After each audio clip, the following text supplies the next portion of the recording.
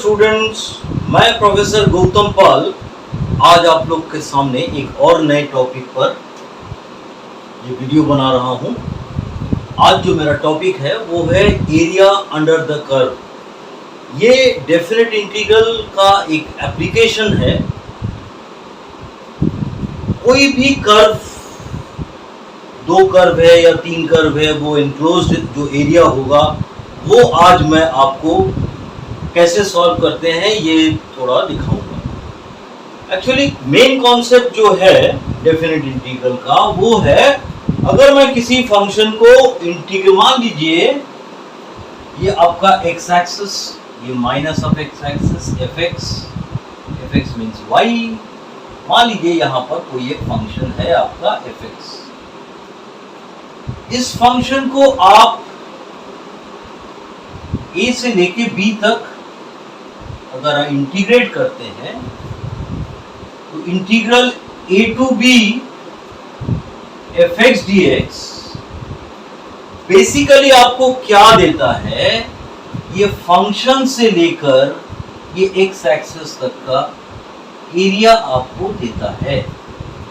अगर ये पॉइंट मान लीजिए आपका ए है, ये बी है, ये सी है और ये डी है, तो integral A to B F X D X ये आपका होगा area A B C D. आपने जिसके रेस्पेक्ट में इंटीग्रेट किया, मान लीजिए आपने एक्स के रेस्पेक्ट में इंटीग्रेट किया है तो फंक्शन से लेकर एक्स एक्सिस तक का आपका एरिया मिलता है। अगर मान लीजिए आपका ये एक फंक्शन है, ये फंक्शन एफ ऑफ वाई है और यहां पर एक पॉइंट है आपका, मान लीजिए 0, a और यहां पर एक दूसरा वाला पॉइंट है, मान लीजिए 0, b। अगर आप इस फंक्शन को इंटीग्रेट करते हैं, ये मान लीजिए आपका पूरा एक्स एक्सिस था बच्चों, ये आपका वाई एक्सिस था। अगर आपने इसको इंटीग्रेट किया है from A to B F Y D Y, तो आपको ये फंक्शन से लेकर वाई एक्सिस तक का एरिया ये मिलेगा। ये है मेन कॉन्सेप्ट आपका एरिया के लिए। किसी भी फंक्शन को जब दो लिमिट के अक्रॉस आप इंटीग्रेट करेंगे, अगर एक्स के रेस्पेक्ट में इंटीग्रेट करते हैं तो फंक्शन से लेकर एक्स एक्सिस तक एरिया मिलता है। मान लीजिए कोई फंक्शन एफ वाई है, अगर आपने उसको वाई के रेस्पेक्ट में इंटीग्रेट किया तो फंक्शन टू वाई एक्सिस बस का आपको एरिया मिलेगा। मैंने डेफिनेट इंटीग्रल पर इसके पहले बहुत सारे वीडियो बनाए हैं बच्चों, वो आप उनको फॉलो करिएगा। अब आज मैं यहाँ पर आपको कुछ छोटे छोटे दो एक सवाल सॉल्व करके आपको दिखाता हूं कैसे ये काम करता है।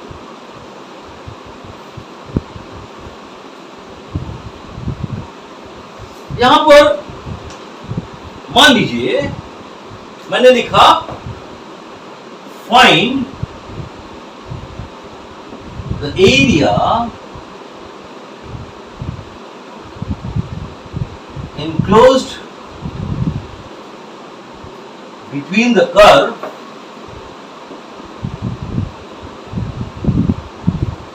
x square plus y square is equal to, मान लीजिए ये a square है। बच्चों मेरा ये एक सर्कल का इक्वेशन है, एक सर्कल जिसका सेंटर है 0, 0 और रेडियस है आपका a।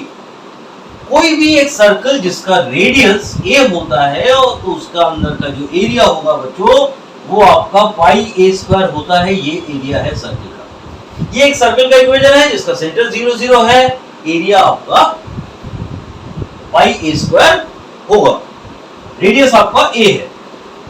अगर मैं इसको यहां पर देखता हूं बच्चों, ये एक्स एक्सिस है, ये माइनस ऑफ एक्स एक्सिस है, ये आपका एफ एक्स माने वाई एक्सिस है, ये आपका माइनस ऑफ वाई एक्सिस है।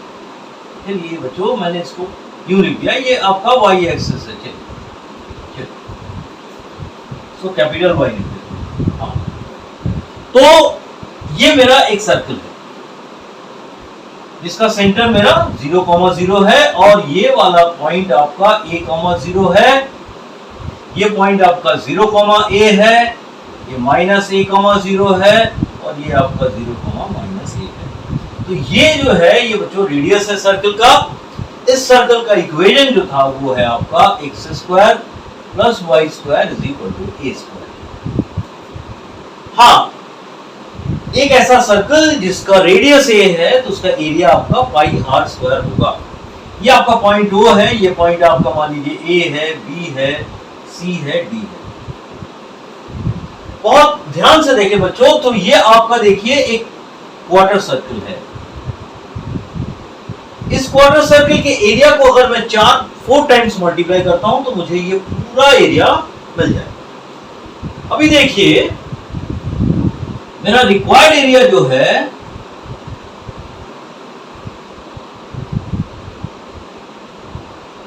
वो है एरिया ABCD। ठीक है बच्चों, इसको मैं लिख सकता हूं 4 टाइम्स एरिया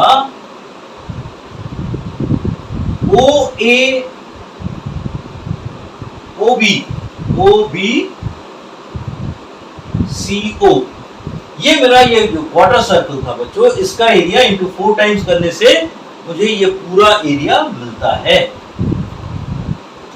अभी देखिए ये वाला जो बच्चों कर्व है, ये कर्व में मुझे y का वैल्यू निकालना है। y = आपका होगा a² - x² का अंडर रूट। y मीन्स आपका मैंने बताया अभी आपको fx फंक्शन ऑफ x जो कि आपका √a² - x² है। अभी देखिए x का यहां पर वैल्यू है 0 और यहां पर वैल्यू है a। तो अगर मैं इस कर्व को इंटीग्रेट करता हूं between 0 to a 4 times under root a² - x² dx, तो मुझे ये एंटायर सर्कल का एरिया मिलेगा। हाँ बच्चों, ये एक स्टैंडर्ड रिजल्ट है इंटीग्रेशन में। इसका वैल्यू होता है आपका 4 times x/2 root under a² - x² plus a²/2 sine inverse x/a। आपका लिमिट यहां पर 0 है, यहां पर a है। अगर मैं अपर लिमिट रखता हूं तो देखिए बच्चों क्या मिलता है मुझे 4 times a/2 root under a² - a² plus a²/2 sine inverse a/a। ये आपका अपर लिमिट हो गया, माइनस लोअर लिमिट रखिएगा तो बच्चों ये 0/2 root under a² - 0 plus a²/2 sine inverse 0/a। ये टर्म आपका पूरा 0 हो जाता है, ये और साइन इनवर्स 0 भी बच्चों 0 होता है। a² - a², ये टर्म भी आपका 0 हो जाएगा।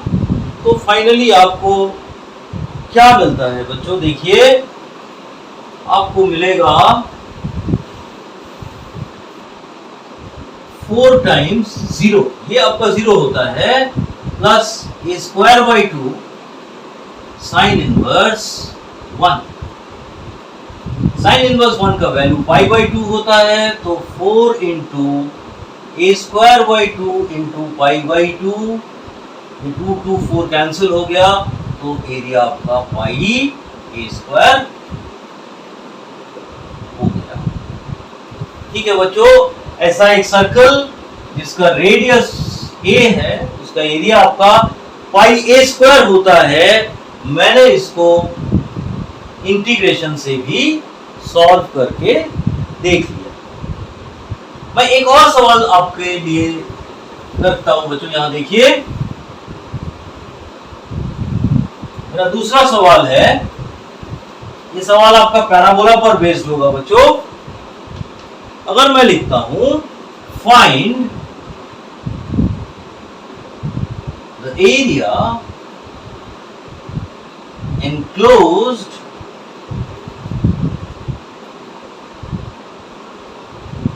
between the curve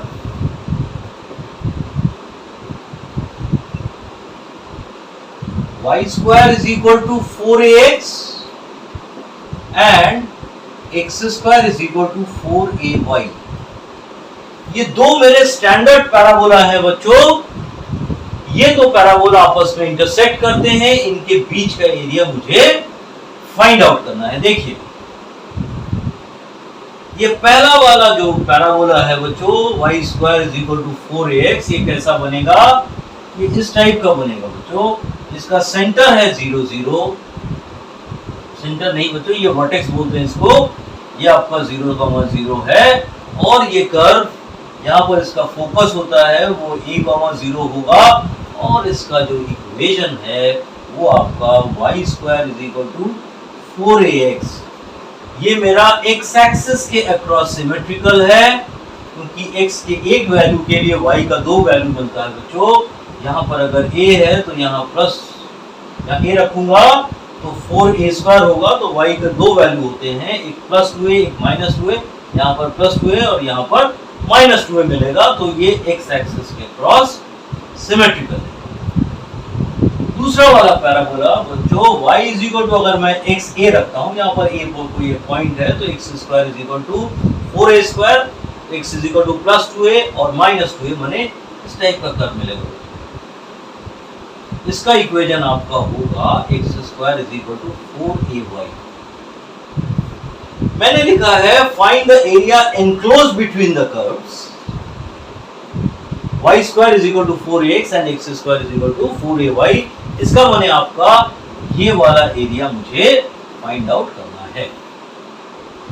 हम अगर ध्यान से देखते हैं बच्चों, ये हमारा जो दो कर्व है ये दो पॉइंट पर इंटरसेक्ट करता है। मान लीजिए ओरिजिन पर ये पॉइंट आपका P है, मैंने यहां से आपने एक परपेंडिकुलर ड्रॉप कर दिया। ये पॉइंट मेरा मान लीजिए M है, O यहाँ पर A कर लीजिए, यहाँ P है, यहाँ पर B कर लीजिए। बच्चों मेरा जो कॉन्सेप्ट है वो है कि अगर मैं किसी फंक्शन को इंटीग्रेट करता हूं तो फंक्शन 2x एक्सिस तक का एरिया मिलता है। तो अगर मैं ये वाला कर्व जो y square is equal to 4x है, इसको अगर मैं इंटीग्रेट करता हूं तो ये पूरा एरिया आपको मिलेगा। और अगर x square is equal to 4ay को मैं इंटीग्रेट करता हूं तो यहां से ये एरिया मिलेगा। तो देखिए मेरा जो रिक्वायर्ड एरिया है,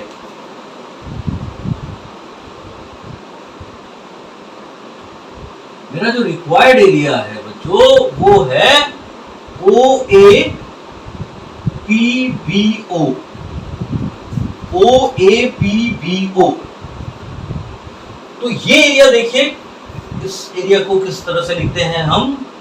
OAPMO area, OAPMO minus area OBPMO।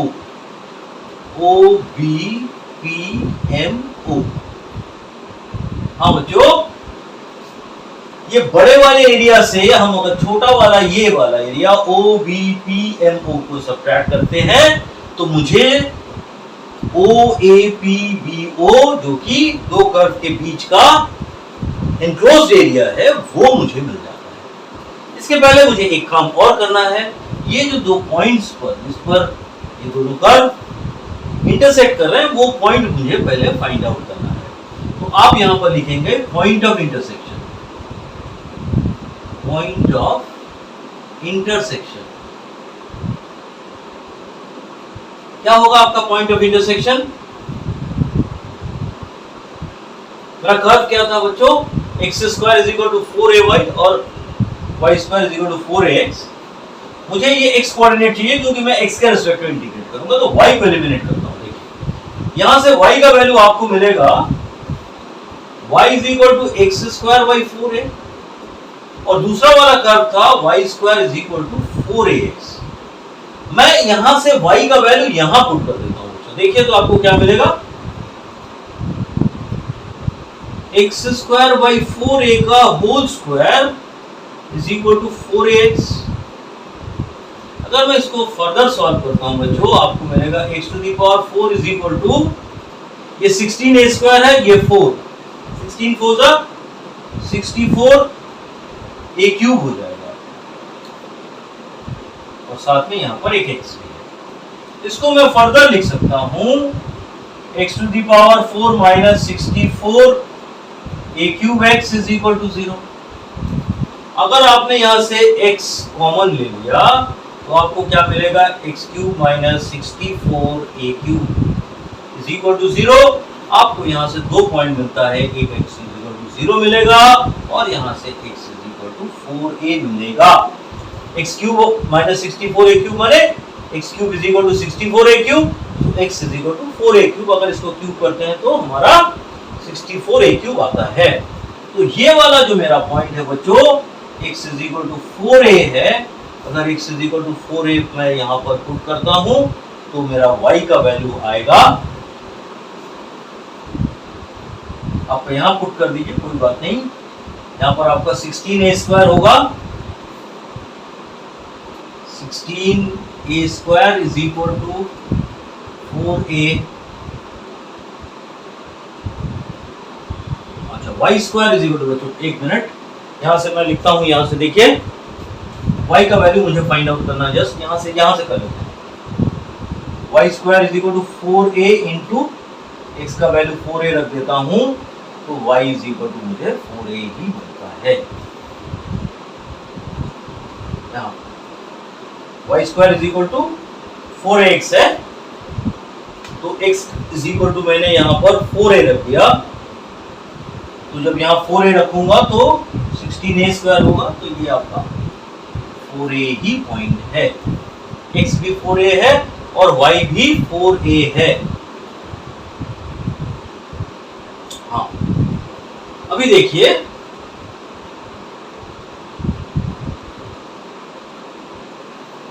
मेरा जो एरिया है वो है आपका ये वाला OAPBO। तो इसके लिए मुझे क्या करना पड़ेगा, देखिए मैं यहां से इरेज कर देता हूं।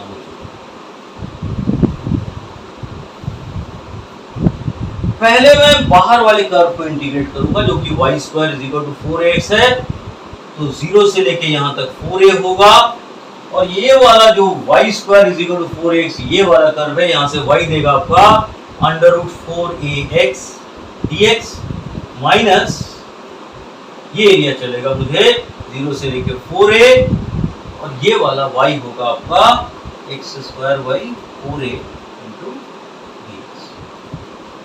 √4x आपका कांस्टेंट है, बाहर चला गया बच्चों, ये x to the power of half है।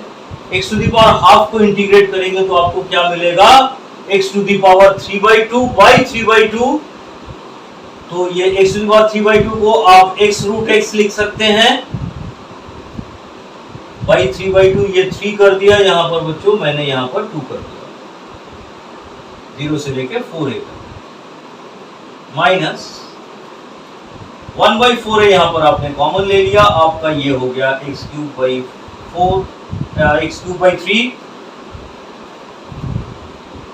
0 से लेके 4a तक। अब आप लिमिट रख दीजिए, जब आप यहाँ पर लिमिट रखेंगे तो आपको मिलेगा 2 इंटू √4a, और ये आपका होगा 4a√4a divided by 3 minus 0 minus 1/12a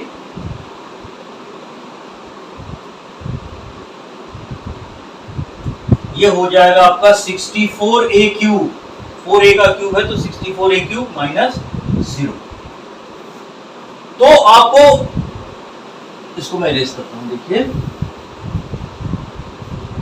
final answer क्या मिलता है, देखिए √4a मींस 4a और ये 4a 16a² इंटू 2 आपका ये हो जाएगा 32a²/3 ये वाला, माइनस a³ से ये a कैंसिल हो गया, आपका हो जाएगा 64a²/12।